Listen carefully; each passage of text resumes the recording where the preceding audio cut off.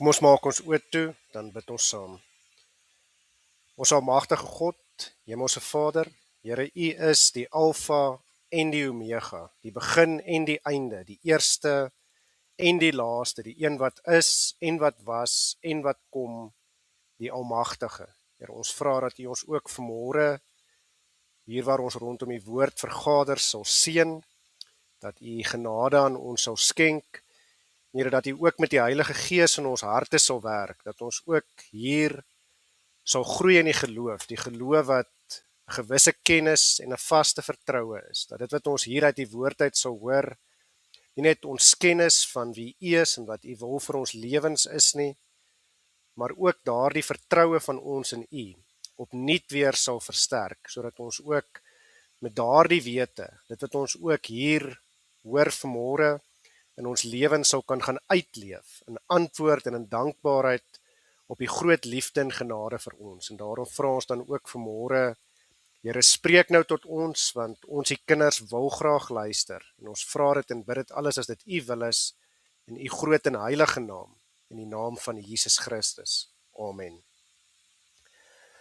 Ons skriflesing vanmôre is soos verlede Sondag weer uit Romeine 3. Ons gaan weer saam lees daar vanaf vers 9 tot en met vers 31. Ek lees vir ons saam. Wat dan, het ons enige voorrang?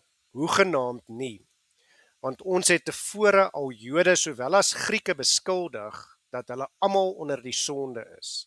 Soos geskrywe is, daar is niemand regverdig nie, selfs nie een nie.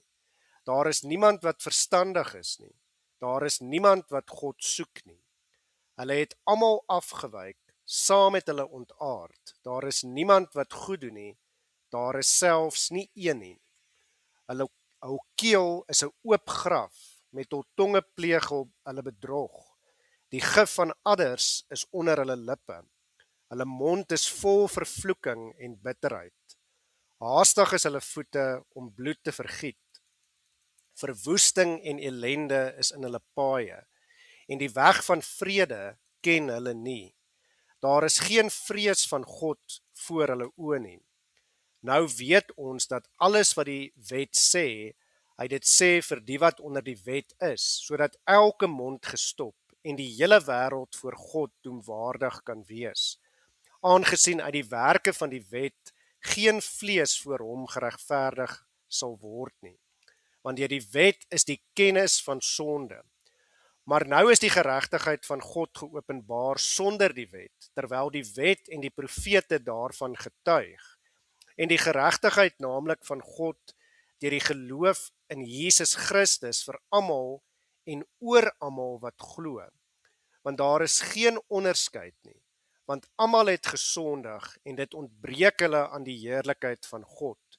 En hulle word deur sy genade sonder verdienste geregverdig deur die verlossing wat in Christus Jesus is.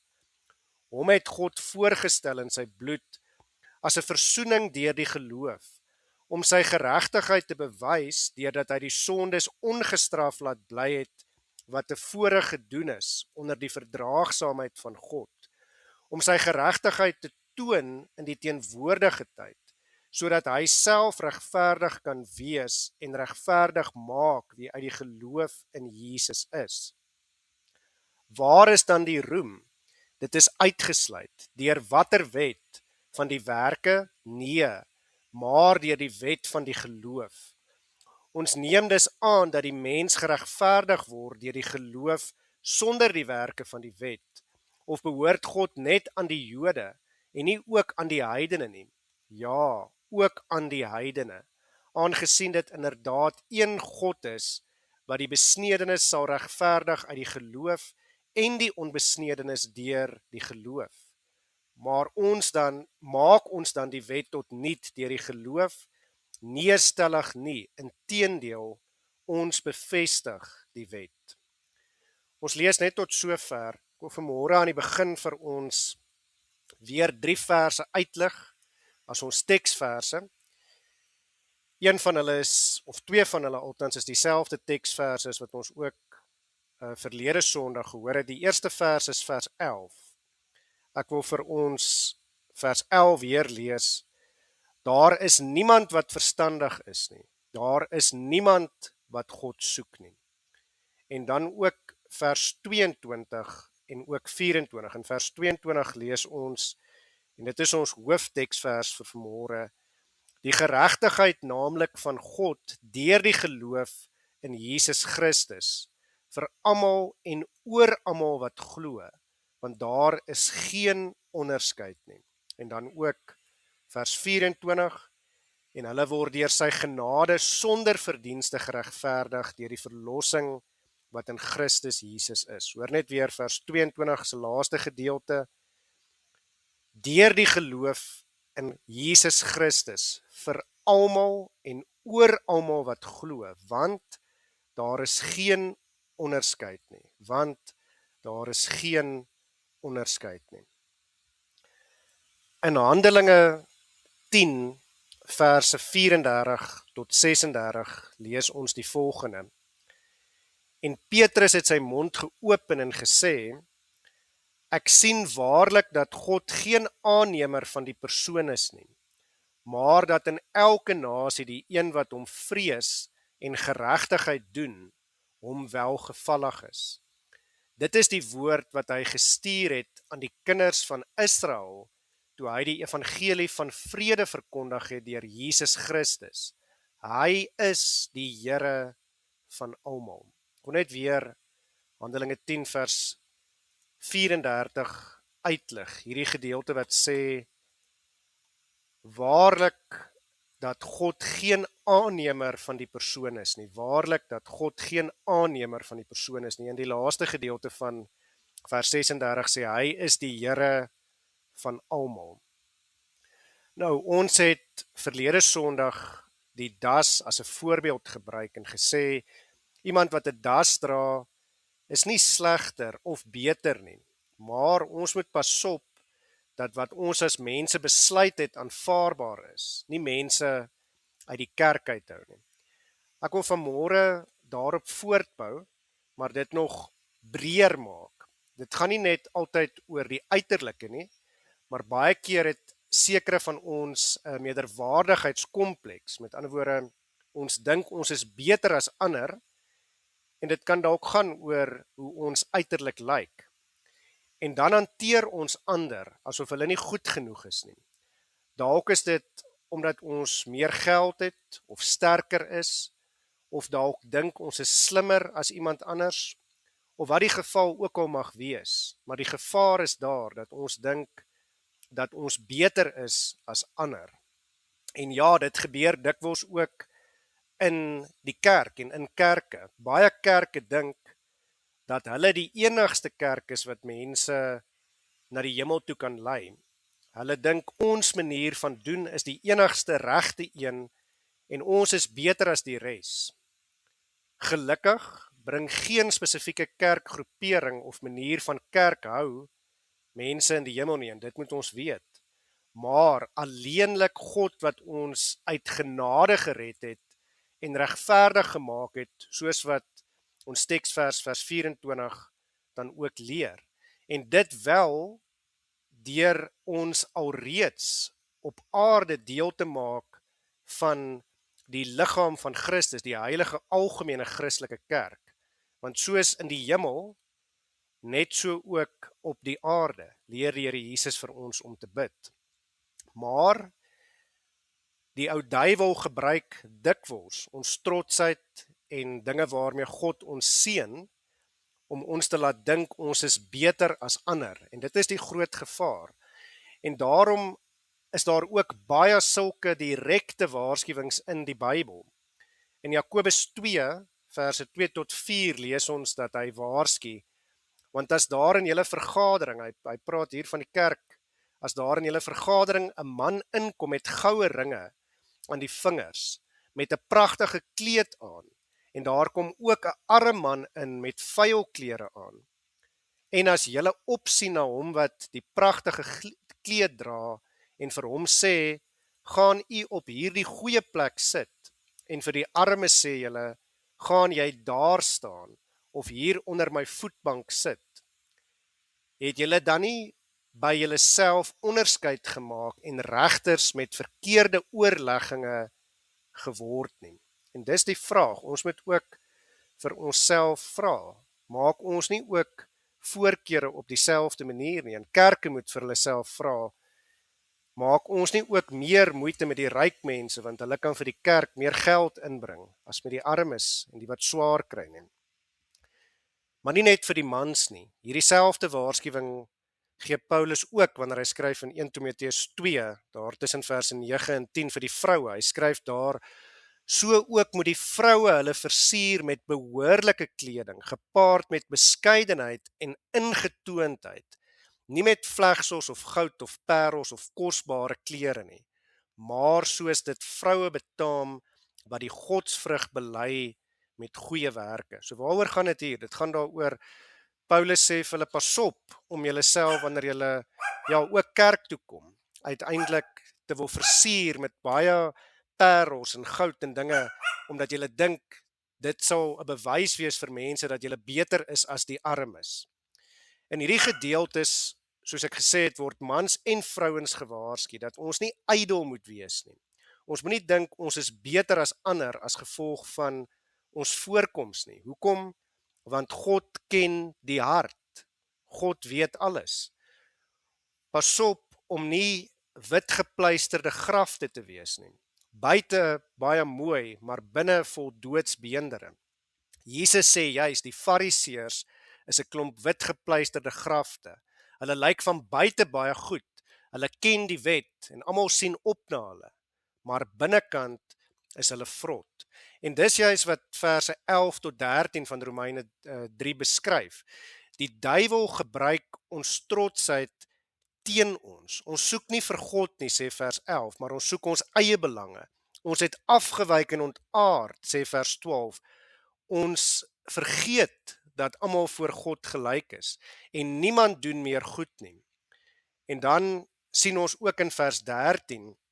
Vers 13 sê, hulle kele is soos oop grafte. So dit is die gevaar. Wanneer ons dink ons is beter as ander, dan begin ons neersien op ander, dan begin ons slegte dinge van hulle sê, ons begin skinder onder mekaar. Nou wat gebeur hier wanneer beskryf word dat hulle kele is soos oop grafte? Wat gebeur by 'n oop graf? 'n Graf wat nie toegemaak is nie. Die liggaam is in daai graf en die liggaam vrot daar in die graf en almal wat verbyloop of naby kom, kan hierdie verrotting van die rug van die liggaam ruik en dan as hulle self daar inkyk, sal hulle die liggaam daaronder sien. En dis maar net 'n ander manier om te sê, wat die hart van vol is, loop die mond van oor. Maar kom ons kom terug na die teks toe. Alles wat gebeur hier is wanneer ons dink ons is beter as ander, is wat ook vir ons beskryf word tussen verse 13 en 18. Ons kan dit maar net so kortliks lees. Ons het gelees in vers 13 dat ons mekaar beskinder, dat ons dink ons lyk goed, maar ons is nie. Vers 14 sê hulle mond is vol vervloeking en bitterheid. Haastig is hulle voete om bloed te vergiet. Verwoesting en ellende is in hulle paaie en die weg van vrede ken hulle nie. Maar die ergste daarvan is uiteindelik vers 18. Vers 18 sê dan dat daar is geen vrees van God voor hulle oë nie. Ja sien, dit is eintlik so 'n opbou van wat gebeur. Ons is bereid om te lieg en te bedrieg en dood te maak, solank as wat ons sin kry, solank as wat mense dink ons is goed, solank as wat ons tevrede kan voel en vir onsself op die skouer kan klop en kan sê, ek is tog beter as die ene langs my. Maar hier kom die vraag vir vanoggend in. Hoekom is dit so? En dis wat ons vanoggend moet verstaan. Ek is oortuig die antwoord wat Paulus hier in Romeine 3 gee. Hoekom is dit so is? Omdat ons die wet vergeet. Ons vergeet dat daar 'n wet is, nie noodwendig eers die wet van die Ou Testament nie, maar die wet wat op ons harte geskryf staan, soos wat Romeine 2 vir ons leer. Ek sal dit nou vir ons lees. En die wet van die liefde, soos wat die Here Jesus Christus self vir ons leer. Wees lief vir God en wees lief vir jou naaste soos jouself. En die beginsel wat hy ook vir ons daar in Matteus 7 vers 12 leer. Alles wat julle dan wil hê dat die mense aan julle moet doen, Net so moet julle aan hulle ook doen, want dit is die wet en die profete. Ons moet dus besef hoe diep verlore ons ook is, as deel van ons menslike natuur. Ek wil amper sê, ons kan dit nie help nie. Dink ons so dikwels ons is beter as ander. Kyk ons so dikwels neer op die wat minder bevoorreg is.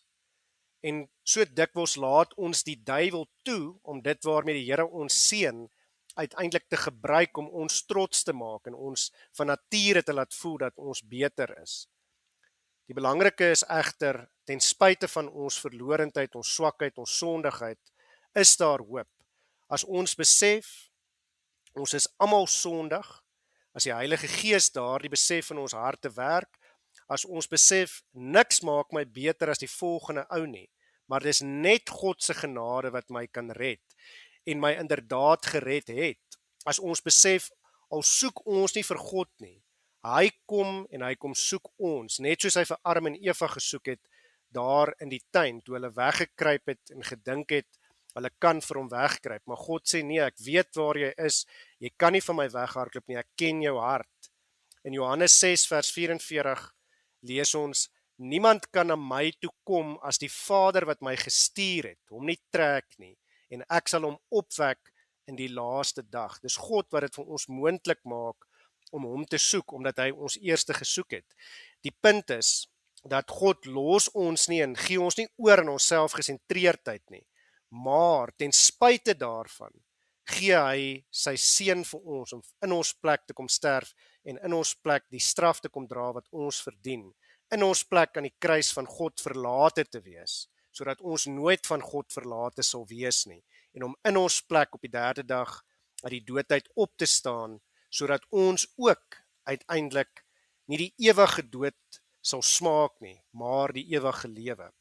Vers 20 sê, die wet is die kennis van die sonde, of deur die wet het ons die kennis van die sonde, en ons moet verstaan, dit is dus net genade. Die wet is nie 'n klomp reëls om ons lewens moeilik te maak nie, maar dis 'n rigtingwyser, 'n kompas en 'n goeie afbakening of 'n raamwerk, die kampie vir ons as die Here se skape, waar binne ons met 'n lewende geloof tot eer van God kan lewe, sonder dat die wrede wolwe inkom en ons verwoes en ons verskeur. Ons moet dus besef, ons is almal gelyk wat die wet betref. Ons almal verdien wat die wet betref die hel, omdat ons nie die wet kan onderhou nie. En dis die belangrike ding. Hoekom dink ons is beter as ander? Omdat ons vergeet van die wet. In Romeine 2 verse 11 tot 16 lees ons, want daar is geen aanneming van die persoon by God nie. Onthou, dis nou die hoofstuk wat hierdie hoofstuk waarmee ons besig is voorafgaan. Hier is ons hooftema vir vanoggend in vers 11. Ek lees dit weer, want daar is geen aanneming van die persoon by God nie. Want almal wat sonder wet gesondig het, sal ook sonder wet verlore gaan. So as jy die wet nie ken nie, jy gaan nog steeds verlore gaan. En almal wat onder die wet gesondig het, sal deur die wet geoordeel word. En as jy die wet ken, jy kan hom nie onderhou nie, so jy word nog steeds geoordeel. En dan sê vers 13, omdat nie die hoorders van die wet by God regverdig is nie, maar die daders van die wet geregverdig sal word, natuurlik deur Jesus Christus. Want wanneer die heidene, wat geen wet het nie, van nature die dinge van die wet doen, is hulle vir hulle self 'n wet, al het hulle geen wet nie, omdat hulle toon dat die werke van die wet in hulle harte geskrywe staan, terwyl hulle gewete saam getuienis gee en die gedagtes mekaar onderling beskuldig of ook verontskuldig. En ek wil hierdie vers weer uitlig, vers 15. Dis belangrik dat ons verstaan, die Heilige Gees is ons gewete, hy kla ons aan wanneer ons sonde doen. Die wet van God, die morele wet, is op ons harte geskryf. Dis hoekom, wanneer ek in die gesprek met die ateïs of die ongelowige is, en ek vra vir hom, maar as daar geen wet is nie, en daar's geen God nie, hoekom maak ons nie maar net almal dood nie? Dan sê hy, want moord is verkeerd. Dan sê ek, maar hoe kom jy daaraan? Waar kom jy daaraan? Wie het vir jou gesê moord is verkeerd? En gewoonlik is daar dan nie 'n antwoord nie, of iets in die lyn van, maar dis moreel reg. En as ons dan vra, maar wie het besluit wat moreel reg en verkeerd is? Dan uiteindelik is daar nie antwoorde nie. Hoekom? Omdat die wet op ons almal se harte geskryf is. So hoor weer wat sê vers 15. omdat hulle toon dat die werk van die wet in hulle hart geskrywe staan, terwyl hulle gewete saam getuienis gee en die gedagtes mekaar onderling beskuldig of ook verontskuldig. En dan sê vers 16, in die dag wanneer God die verborgde dinge van die mense deur Jesus Christus sal oordeel volgens my evangelie. En dis wat Paulus uiteindelik hier sê. Hy sê die wet is op ons harte geskrywe. Daarom is ons almal skuldig aan die wet. Niemand die een beter as die ander een nie. En as ek dit in kort kan saamvat, omdat die wet daar is, besef ons kan onsself nie red nie, want ons kan nie die wet nakom nie. En dit dring ons om uiteindelik te besef, net God kan ons red. En God het ons gered deur sy seun Jesus Christus vir ons te stuur. En wanneer ons die grootheid en die werklikheid en die waarheid daarvan besef, dan kan ons nie anders nie as om te besef hoe swak, nietig en sondig ons is. Dan kom val ons voor God se voete neer en ons bely ons sondes voor hom en ons smeek uiteindelik dat hy ons genadig sal wees. Maar wanneer ons dit dan doen, en dis die mooi, en wanneer ons dit doen, dan kom God en hy sê, ek het jou al lankal gesoek, al het jy my nie gesoek nie. Ek het jou al lankal gered, al verdien jy dit nie. Ek het my seun vir jou gestuur, en Jesus Christus het vir jou kom sterf, en hy het vir jou oorwin. Sien, as ons dit begryp, dan verander alles. Dan begin ons begryp, ons is almal gelyk. Dan begin ons besef, die evangelie word aan almal gegee sonder voorbehoud. En dan besef ons, alles is net genade. Ek is nie beter as die een langs my nie.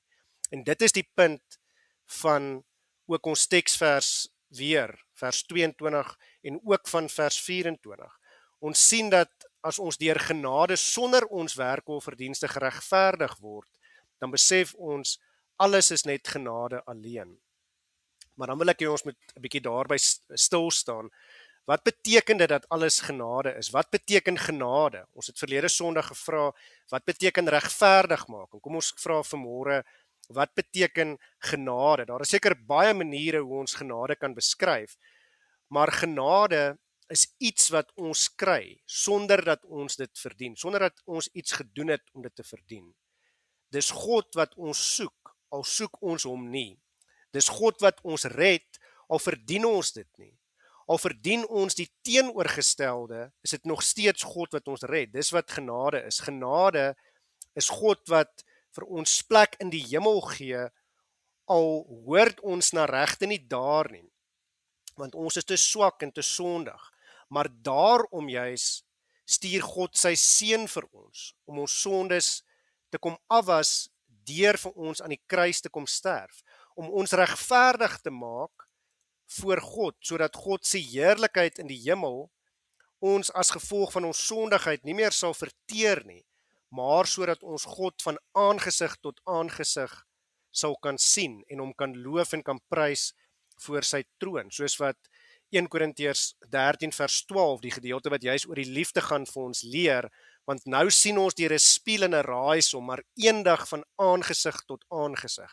Nou ken ons ten dele, maar eendag sal ons ten volle ken, net soos ek ten volle geken is. En dit is die wonderlike, dis genade. Ons sal God van aangesig tot aangesig kan sien, as gevolg van die feit dat Jesus Christus ons regverdig gemaak het. Dis wat genade is, omdat God ons ken, want sien, God ken die hart. Openbaring 22 vers 4, laaste hoofstuk in die Bybel sê ook, en hulle sal sy aangesig sien, en sy naam sal op hulle voorhoofde wees. Dit beteken ons is God se eiendom. Dis wat genade is, dat God ons uit genade alleen gered het. Maar ek wil afsluit. Die vraag is weer, wie sal God se aangesig sien? Die rykes, of die armes, of 'n spesifieke etniese of kulturele groep, mense met 'n spesifieke velkleur, of mense met 'n spesifieke kerk wat deel was van 'n spesifieke kerkgroepering of kerkverband, of wat op 'n spesifieke manier kerk gehou het, of op 'n spesifieke manier gesing het, of 'n spesifieke taal gepraat het. Nee, by God is daar geen onderskeid nie. God kyk na die mens se hart, en ons is almal gelyk voor God, sondaars wat die hel verdien, maar Daar is hoop, sondaars wat uit God se genade vrygespreek is van die straf van die sonde, vrygespreek is van die wet, sondaars wat uit genade alleen gered is, sondaars wat se sonde afgewas het, sondaars wie se slawebande, die slawebande van die sonde, die duiwel, die ewige dood verbreek is, en sondaars wat vrygemaak is om nou tot eer van God te kan leef. En juis daarom moet ons in alles wat ons doen die eer aan God gee. Juis daarom poog ons nou om die wet te onderhou uit dankbaarheid. Nie sodat ons onsself daardeur kan red nie, maar omdat ons reeds gered is en omdat ons 'n begeerte het om in alles wat ons doen die lof en die eer en die heerlikheid wat aan God toekom dan ook aan hom te bring. Amen. Kom ons bid weer saam.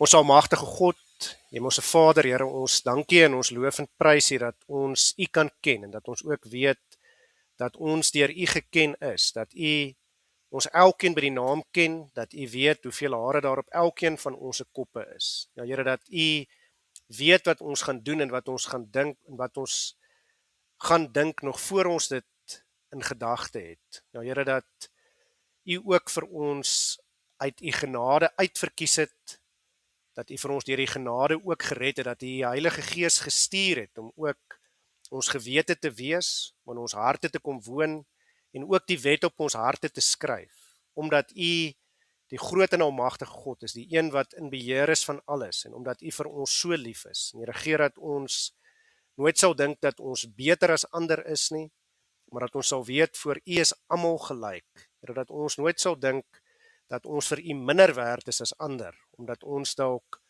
op watter gedeelte van ons lewens, op watter manier dit ook al mag wees, tekort kom, dalk volgens ons eie standaarde of die van die wêreld nie, maar dat ons sal weet, voor U is almal gelyk. Here, ons dankie en ons loof en prys U daarvoor. Here, ons dankie dat daar by U geen aanneming van die persoon is nie. Here, ons wil vra, lei ons dan ook so, dat ons opnuut weer met daardie wete, dat ons nie die wet sal vergeet nie, maar met die wete dat ons almal skuldig is onder die wet, en dat U ons almal uit genade alleen gered het, dan ook in hierdie wêreld sal leef tot eer van U naam. Here, U weet dat daar van ons is wat siek is, beserings het, deur hartseer en moeilike tye gaan, en Here, daarom vra ons ook, bring vir ons genesing, maak vir ons gesond, seën vir ons en lei ons so dat ons in alles wat ons doen sal weet dat dit ook U is wat vir ons die krag sal gee om daardeur te kom. Want U is ons God en ons is U kinders. En Here, wat 'n wonderlike voorreg om dit nie te kan weet en dit nie te kan bely nie. Here, daarom vra ons ook, lei vir ons verder die toekoms in en gee dat ons werklik deur die krag van die Heilige Gees, alles wat ons doen, of ons eet of ons drink, of wat ons ook al doen, dit sal doen tot eer en verheerliking van U naam. Want aan U kom toe alle lof en eer en heerlikheid tot in alle ewigheid. Amen.